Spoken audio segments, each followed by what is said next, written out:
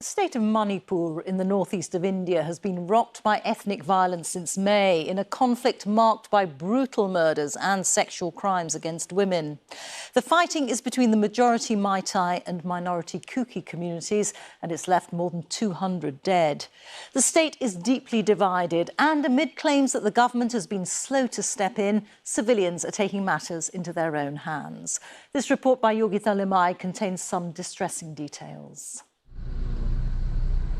The road that divides a people who used to live peacefully together now feels like a heavily militarized border between countries at war.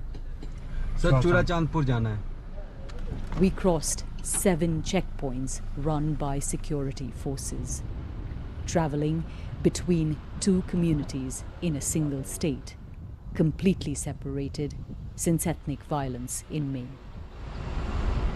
On both sides, we couldn't pass without permission from locals. One sign that people are taking matters into their own hands. This is another, a bunker run by civilians.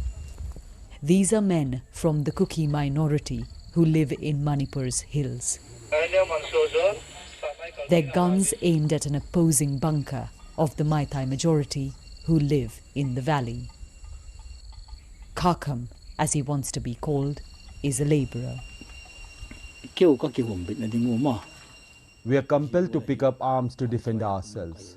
We don't want violence, but we don't fully trust that the security forces will be able to protect us.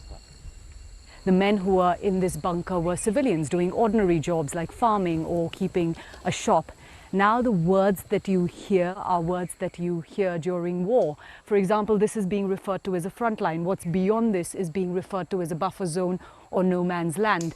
And it feels extremely tense. It feels like things could erupt very quickly, even with the slightest spark.